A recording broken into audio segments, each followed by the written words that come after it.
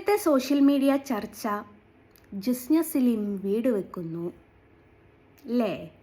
ഞാൻ 6 മാസങ്ങൾക്ക് മുമ്പ് എങ്ങാനും എൻ്റെ വീട് പണി പകുതി കഴിഞ്ഞിട്ടുണ്ടോലേ, ഞാൻ ഇപ്പോഴാണ് തറക്കല്ലിടുന്നത്. ഞാൻ എപ്പോഴെങ്കിലും തറക്കല്ലിട്ടാൽ നിങ്ങൾക്കൊക്കെ എന്താ? നിങ്ങളുടെയൊക്കെ ആരെങ്കിലും വീട്ടിലേക്കാണോ ഞാൻ വരുന്നത്?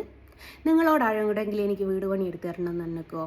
വേണ്ട. നിങ്ങൾ ആരുടെത്തെങ്കിലേക്കും ഞാൻ സ്കാനർ അയച്ചിട്ടുണ്ടോ? അല്ല തരിത്തള്ളേ, നീ എൻ്റെ കേസ് എടുക്കുന്നില്ല എന്നാണല്ലോ പറഞ്ഞത്. നീ നിൻ്റെ കൂട്ടക്കാരോട് എന്താ എന്നെക്കുറിച്ച് വീഡിയോ ഇട്ടത്? വീടൊരു എല്ലാവരുടെയും സ്വപ്നമാണ്. ആ സ്വപ്നം ഒരാൾ നിറവേറ്റുന്നത് കാണുമ്പോൾ ഇങ്ങനെ കുത്തൽ ശരിയല്ല കേട്ടോ തള്ളേ. പിന്നെ നമ്മുടെ പാലക്കൽ അമ്മായി. അല്ല അമ്മായിയേ, നിൻ്റെ ജസ്റ്റിൻ്റെ കാമുകിക്ക് ഏടെ വീടുണ്ട് എന്നാ പറഞ്ഞേ? അതിന് എനിക്കെന്ത് വേണടി? നിൻ്റെ ഓട്ടോ മൊട്ടൻ്റെ കയ്യിൽ പൈസ ഉണ്ട് എന്ന് കണ്ടിട്ട് നീ ഓൻ്റെ കൂടെ ചാടിപ്പോയതല്ലേടി? ഇനി നിനക്ക് വീടുണ്ടേ എനിക്കെന്താടി? ഇനി മച്ചിക്ക് വീടുണ്ടേ എനിക്കെന്താ? നിങ്ങൾ ആരുടെയെങ്കിലും അടുത്തേക്ക് ഞാൻ വന്നിട്ടുണ്ടോ എനിക്ക് വീട് വെച്ച് തരാൻ സഹായത്തിന് വേണ്ടിയിട്ട്? അല്ല, നിങ്ങൾക്കാർക്കും ഞാൻ വരയ്ക്കുന്നത് ഒരു വിഷയമല്ല എന്നാണല്ലോ പറയൽ. ഇപ്പം നിങ്ങൾക്ക് എങ്ങനെയാണ് ഞാൻ വരയ്ക്കുന്ന വിഷയമായി വന്നത്? അറിയാൻ മേലാത്തോണ്ട് ചോദിക്കുക. നിങ്ങൾക്കാർക്കും ഞാൻ വരയ്ക്കുന്നത് വിഷയമല്ലോ അല്ലേ? എങ്ങനെയെങ്കിലും ജീവിച്ച് പോയിക്കോട്ടെ. ഗുരുവായൂരേക്ക് പോകുന്നതാണ് വിഷയം. ഞാനിപ്പോൾ ഗുരുവായൂരേക്ക് പോകുന്നില്ലല്ലോ, പിന്നെയൊക്കെ നീയൊക്കെ എന്തിനാണ് എൻ്റെ കാര്യം സംസാരിച്ചുകൊണ്ടിരിക്കുന്നത്? എന്തിനാ പാലക്കൽ അമ്മായിയെ? നിന്നെപ്പോലെ ഞാൻ സ്കാനർ ഇട്ടിട്ട് വല്ലതും തരണേ അമ്മ അയ്യാന്ന് ചൊല്ലിയിട്ടുണ്ടോ? ഞാൻ വീടെടുക്കുന്നുണ്ടെങ്കിൽ ഞാനത് നയിച്ചിട്ടാണ്. ഞാൻ ഇന്നോ ഇന്നലെയോ മിനിയാന്നോ തറയിട്ടോട്ടെ, ഇനി 2 കൊല്ലം മുമ്പ് ഞാൻ തറയിട്ടോട്ടെ. നിനക്കൊക്കെ എന്താ? നിൻ്റെയൊക്കെ ചിലവിനാണോ ഞാൻ ജീവിക്കുന്നത്? ഈ അമ്മായിക്ക് ഇങ്ങനെ കുത്തിക്കയറിയായിരുന്നു. ഞാൻ 1 കൊല്ലം മുമ്പേ, 6 മാസം മുമ്പെയോ 2 കൊല്ലം മുമ്പെയോ എൻ്റെ വീടിൻ്റെ പണി തീർത്തോട്ടെ. നിൻ്റെ ഒന്നും അടുത്തേക്ക് വന്നിട്ടില്ലാലോ. നിന്നെപ്പോലെ രാഷ്ട്രീയം കളിച്ചിട്ട് ആരോടും പൈസ മേടിച്ചിട്ടില്ലാലോ. പിന്നെ നിനക്കൊക്കെ എന്താ പ്രശ്നം? നീയൊക്കെ നായികക്ക് 140 പ്രാവശ്യം പറയുന്നു ഓള് വരച്ചോട്ടെ, ഓളെ വരനെ ഞങ്ങൾ എന്ത് ചെയ്തു എന്ന്. പിന്നെ എങ്ങനെയാടി നീ എൻ്റെ വരനെ പറ്റി പറയാം? ഇനിയിപ്പോൾ വേണ്ട, എന്നോടാരും ഫോട്ടോ മേടിക്കണ്ട. എന്നാലെന്താ, എനിക്ക് ജീവിക്കാൻ പറ്റൂലേ? പറ്റൂല എന്ന് തോന്നുന്നുണ്ടോ? നിങ്ങൾക്ക് ആർക്കെങ്കിലും തോന്നുന്നുണ്ടോ? ഈ ചിത്രവര ഇല്ലാത്തതിൻ്റെ മുമ്പ് ഞാൻ ജീവിച്ചിട്ടില്ലേ?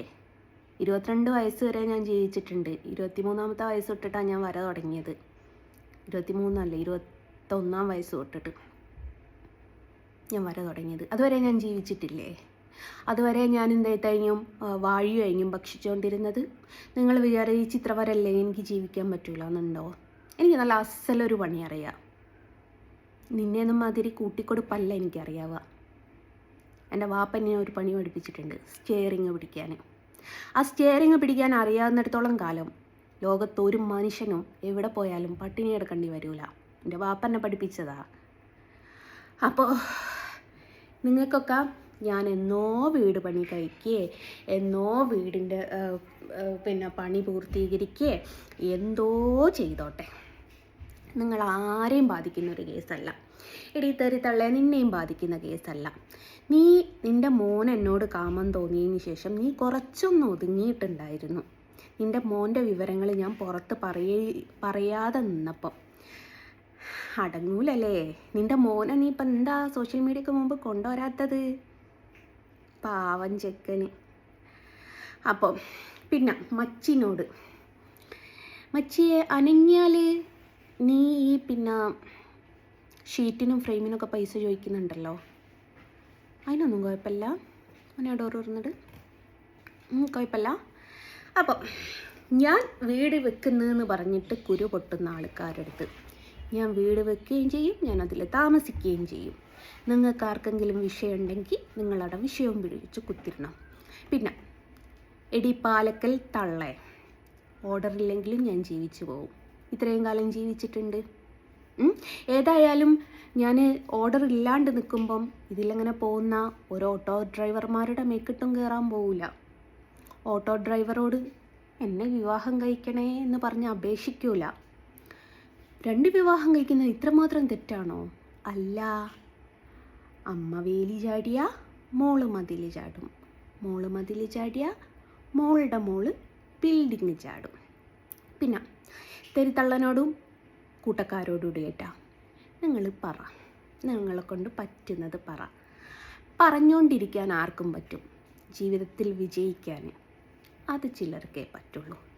പിന്നെ പാലക്കലമ്മായി, ഞാൻ സ്റ്റേഷനിൽ പോയി പറഞ്ഞിട്ടുണ്ട്, നിന്നാൽ എനിക്ക് ജീവിക്കാൻ, എനിക്കും എൻ്റെ മക്കൾക്കും ജീവിക്കാൻ പറ്റുന്നില്ല എന്ന്.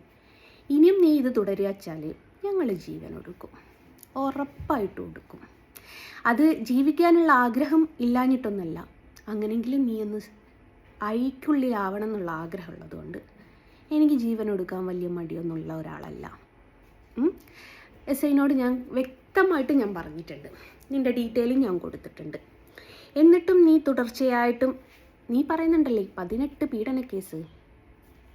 മോനെ, എൻ്റെ ചെയിനൊന്ന് എടുത്തിട്ട് വാ, അളമാറയുണ്ട്. പാലക്കൽ അമ്മായിക്ക് ഉള്ളൊരു ബെറ്റാണ് ഇതിലൂടെ. വേഗം കൊണ്ടെത്താം. 7 പവൻ്റെ മാല ഞാൻ തരാം.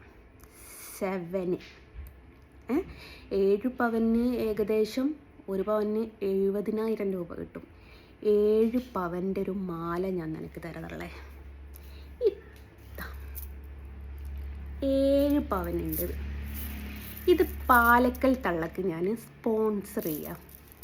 നീ പറഞ്ഞില്ലേ 18ഓളം ആൾക്കാരുടെ പേരിൽ പീഡന കേസ് കൊടുത്തിട്ടുണ്ടെന്ന്. ആ 18 പീഡന കേസ് കൊടുത്തതിൻ്റെ ഡീറ്റെയിൽ കൊണ്ടെത്താം. ചത്തുപോയ നിൻ്റെ തന്തക്ക് നീ ഉണ്ടായതാണേ കേട്ടോ. 7 പവൻ്റെ മാല. ഇനി 916 ആണോ എന്നറിയാൻ വേണമെങ്കിൽ അതും ഞാൻ കാണിച്ചു തരാം, ബില്ലും കാണിച്ചു തരാം. പിന്നെ ഇനി എൻ്റെ വീടോർത്ത് നിങ്ങൾ ബേജാറാവണ്ട. ഞാൻ ഏതായാലും എവിടെയും സ്കാനർ ഇട്ടിട്ട് പൈസ പിരിവിട്ടിട്ടൊന്നുമല്ല വീടെടുക്കുന്നത്. നല്ല അന്തസ്സിന് നയിച്ചിട്ടാണ് വീടെടുക്കുന്നത്. അതോർത്തും നിങ്ങൾ ബേജാറാവണ്ട. ഈ കുശുമ്പ് എന്ന് പറയുന്നത് ജന്മനാ കിട്ടുന്നതാ, അതും ഈ സ്ത്രീകൾക്ക് മാത്രമേ കിട്ടുള്ളൂ. അപ്പോൾ തെറിത്തള്ളേ, മോനോട് ഞാൻ അന്വേഷിച്ചതായിട്ട് പറ. ഏതായാലും ചെക്കൻ ഡിപ്രഷനിലാണെന്നും ട്രീറ്റ്മെൻറ്റ് നടത്തിക്കൊണ്ടിരിക്കുകയാണെന്നുള്ള വിവരമൊക്കെ ഞാൻ അറിഞ്ഞിട്ടുണ്ട്. കാരണം നാട്ടുകാരെല്ലാവരും ചെക്കൻ്റെ സ്വഭാവം അറിഞ്ഞല്ലോ, അതിനാൽ ഡിപ്രഷൻ ഉണ്ടാവും എന്നുള്ളതും എനിക്കറിയാം. അതുകൊണ്ടാണ് അമ്മ മകനെ വെളിച്ചത്ത് കാണിക്കാത്തതെന്നും എനിക്കറിയാം. പിന്നെ മച്ചിനോട്, നീ റോട്ടുമ്മ കിടന്നിട്ട് കുട്ടിപ്പാവാട എടുത്ത് തുള്ളുന്നതേ നിനക്ക് നടക്കുള്ളൂടി. നീ എൻ്റെ പുറകെ നടന്ന് തുള്ളിയിട്ട് കാര്യമല്ല. പിന്നെ അമ്മായിനോട് 7 പവൻ്റെ മാല കേട്ടോ. അപ്പോൾ അമ്മായിയെ, എൻ്റെ വീടിൻ്റെ വിശേഷങ്ങൾ ഇനിയും വരുന്നുണ്ട്, കാത്തിരിക്കണം കേട്ടോ. ഫേസ്ബുക്കിൽ ഏതായാലും ഞാൻ ബ്ലോക്ക് ചെയ്തിട്ടുണ്ട്. ഇനി നിനക്ക് എൻ്റെ വിശേഷങ്ങൾ അറിയണമെന്നുണ്ടെങ്കിൽ യൂട്യൂബ് എടുത്തിട്ട് തന്നെ നോക്കണം കേട്ടോ അമ്മായിയെ. അപ്പോൾ അവൾ വരിക്കുന്നത് ഞങ്ങൾക്കൊരു വിഷയവുമല്ല. അവൾ ഗുരുവായൂർ നടയിൽ കയറിയതാണ് ഞങ്ങളെപ്പോലുള്ള ഹൈന്ദവർ അവൾക്കെതിരെ തിരിയാൻ എന്ന് പറഞ്ഞ അമ്മായി മൊയന്തക്ക് നന്ദി, നമസ്കാരം.